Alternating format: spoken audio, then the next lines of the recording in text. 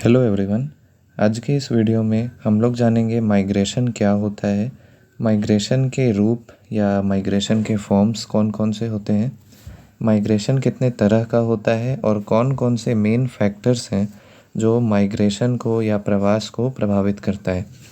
सबसे पहले हम लोग जानते हैं प्रवास होता क्या है। तो जनसंख्या की गतिशीलता या जनसंख्या के परिवर्तन में पॉपुलेशन का जो चेंज होता है उसके 3 फैक्टर्स होते हैं। पहला होता है बर्थ रेट, जन्म दर, दूसरा होता है डेथ रेट, मृत्यु दर, और तीसरा होता है प्रवास।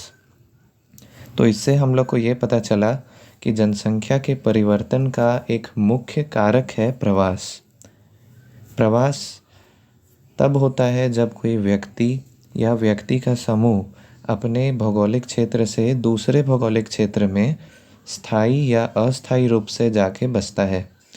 प्रवास का इतिहास मानव की उत्पत्ति से ही प्रारंभ हो जाता है, जब मानव प्राचीन काल में भोजन और आवास की तलाश में भटकता रहता था और उसके पश्चात वो भोजन, वस्त्र और आवास की तलाश में इधर उधर जाने लगा। संसाधनों के जहाँ पे संसाधन अधिक थे वहाँ पे जाने लगा, वहाँ पे आवास बनाने लगा।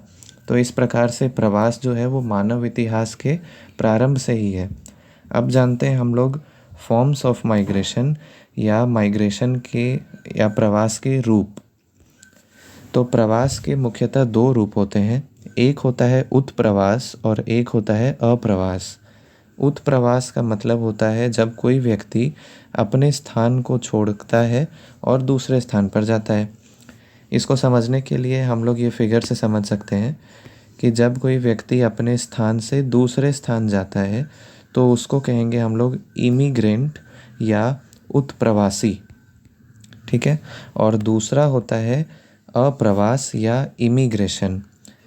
ये भी टर्म लगभग सेम ही है, पर अंतर ये है कि इसमें जो प्रवासी है वो दूसरे स्थान पर आता है। जैसे कि इस फिगर में आपको समझ में आएगा, प्लेस ए है और प्लेस बी है, ठीक है। एक मान लीजिए दिल्ली है और एक है अमेरिका, दिल्ली से अमेरिका। तो जो दिल्ली से अमेरिका जाएगा वो इमिग्रेंट कहलाएगा, और जो अमेरिका में दिल्ली का आदमी आया वो ये इमिग्रेंट कहलाएगा। तो दोनों में अंतर यही है, उत्प्रवास जो होगा वो इमिग्रेशन जो उस जगह को छोड़ के गया, और जहाँ पर आया वहाँ के लिए वो अप्रवासी होगा, ठीक है। तो ये हो गया प्रवास के 2 रूप। अब जानते हैं हम लोग प्रवास के अलग अलग प्रकार। तो प्रवास के बहुत सारे प्रकार हो सकते हैं, उसको हम लोग समय के आधार पे, टाइम के आधार पे बांट सकते हैं, समय अवधि के अनुसार बांट सकते हैं, कितने संख्या में प्रवास हो रहा है उसके साइज़ के हिसाब से बांट सकते हैं, एरिया के हिसाब से यानी कि क्षेत्र के हिसाब से भी प्रवास को बांटा जा सकता है। समय के अनुसार यदि बात करें तो समय के अनुसार प्रवास 2 तरह में बट जाएगा। एक हो जाएगा प्राग इतिहास, प्री हिस्टोरिक माइग्रेशन, और एक हो जाएगा हिस्टोरिक माइग्रेशन या ऐतिहासिक प्रवास। प्राग इतिहास में वही होगा जो मानव भोजन की तलाश में, आवास की तलाश में भटकते रहता था, वो कहलाएगा प्राग इतिहास में आ जाएगा। ऐतिहासिक प्रवास में आ जाएगा।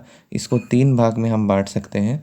प्रारंभिक प्रवास का समय, दूसरा हो जाएगा मध्य, और तीसरा हो जाएगा आधुनिक। तो जैसे मानव का जो स्टेज था pre historic time, medieval time और मॉडर्न टाइम, उसी तरह से जब वो प्रवास अलग अलग रूपों में करते रहा तो इन 3 भागों में हम लोग प्रवास को भी बांट सकते हैं। इसके बाद आता है समय के अनुसार। समय के अनुसार हो सकता है कि वो बहुत लंबे समय के लिए जाए। तो एक इसका प्रकार है लंबी अवधि का प्रवास। ये प्रवास मुख्यतः 5 से 20 साल तक हो सकता है, ठीक है। जैसे कि कोई वीज़ा लेके गया और वहाँ पे 5 से 20 साल तक रुक गया, ठीक है। दूसरा होता है शॉर्ट टर्म माइग्रेशन, या जिसको कह सकते हैं हम लोग लघु अवधि का प्रवास। ये प्रवास 6 महीने से लेके 1 साल तक का हो सकता है।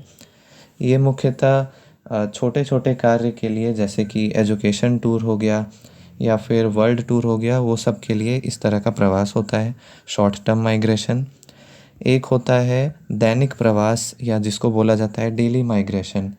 ये आप लोग जानते होंगे, जो जॉब करते हैं उनको डेली एक जगह से दूसरे जगह आना जाना पड़ता है, वो भी प्रवास में आता है, उसको दैनिक प्रवास कहते हैं। मज़दूर जो होते हैं वो एक स्थान से दूसरे स्थान जाते हैं। जो अ, किसान होते हैं वो अपने सामान को लेके इधर उधर जाते हैं, तो वो सब दैनिक प्रवास में आएगा। एक होता है सीज़नल सीज़नल माइग्रेशन या मौसमी प्रवास, यानी एक ख़ास मौसम में वो प्रवास हो जाते हैं। जैसे कि गुज्जर बकरवाल, जो उत्तराखंड हिमालय के साइड में रहने वाले लोगों का समूह है, वो ठंडी के समय में नीचे आ जाते हैं, क्योंकि ऊपर जो होता है पहाड़ों पे बर्फ़ जम जाता है, जिसके कारण घास नहीं मिल पाता है और उनके मवेशी को भोजन नहीं मिल पाता है। तो वो ठंडी के समय में नीचे आ जाते हैं और गर्मी के समय में ऊपर चल जाते हैं। इसी प्रकार जब बुआई का टाइम आता है तो जो किसान है वो अपने खेतों में लग जाते हैं, और जब बुआई का समय ख़त्म हो जाता है तो वो फिर शहरों में मज़दूरी करने चल जाते हैं। तो ये सब कुछ मौसमी प्रवास है। इसके बाद अगर संख्या के आधार पे बाँटें, साइज़ के आधार पे बाँटें, तो प्रवास हो सकता है स्मॉल स्केल, या छोटे स्तर पे प्रवास, या बड़े स्तर पे प्रवास हो सकता है।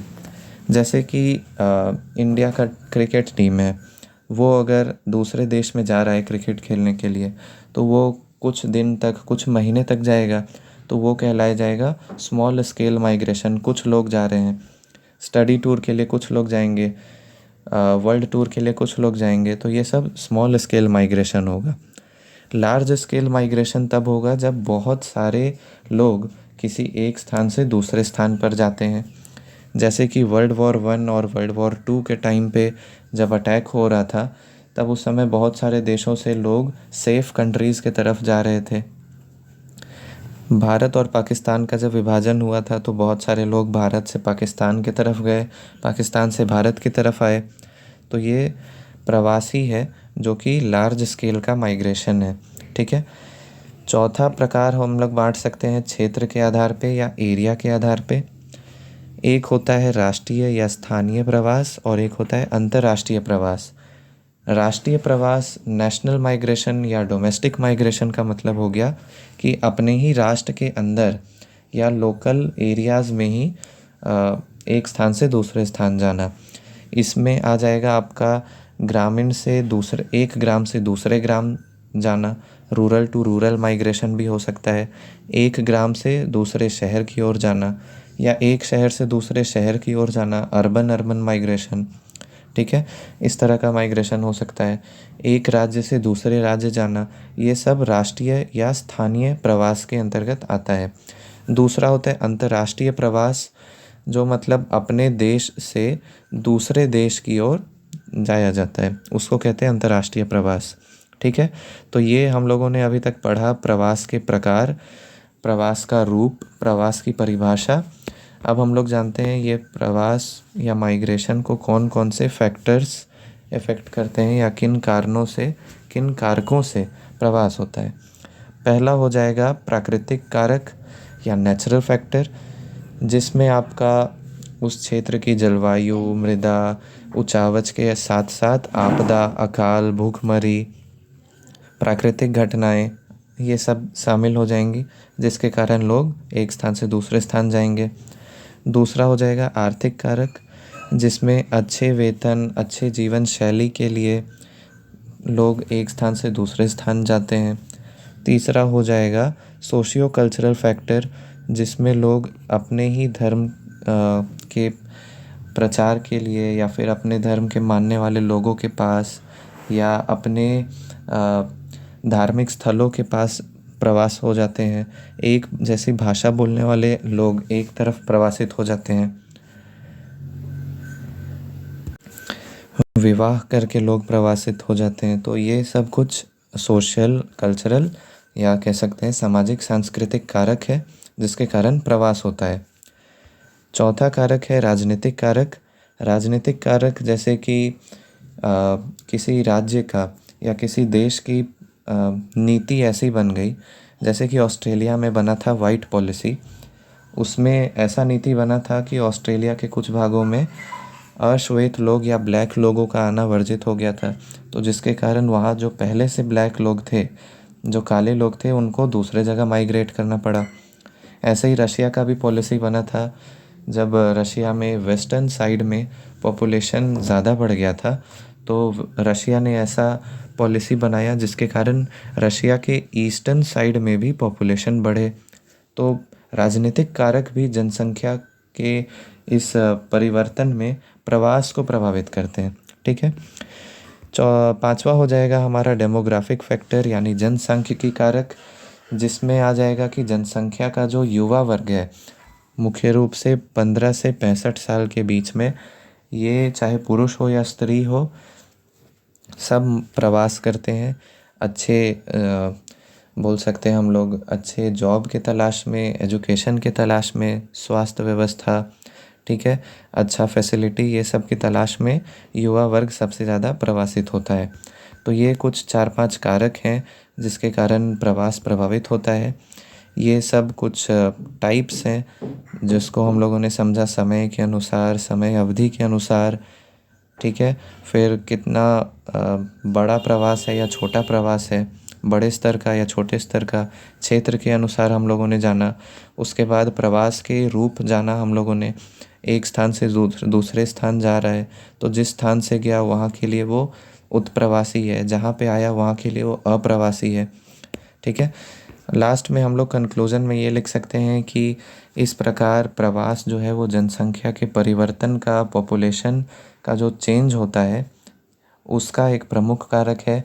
और प्रवास किसी भी देश के जनसंख्या का एक इम्पॉर्टेंट फैक्टर है। अगर जनसंख्या कम हो रहा है, इसका मतलब ये भी हो सकता है कि वहाँ से लोग प्रवासित हो गए हों, और यदि जनसंख्या अधिक हो रहा है तो ये भी हो सकता है कि लोग वहाँ पे आके बस रहे हों। तो ये जनसंख्या के परिवर्तन का एक प्रमुख कारक भी है। और प्रवास होने से किसी देश की आर्थिक स्थिति सही भी होती है और ख़राब भी हो सकती है, उसमें अपराध आदि का भी वृद्धि हो सकता है। तो इसी के साथ प्रवास क्या होता है, उसके कारक, और ये समाप्त होता है। Thank you.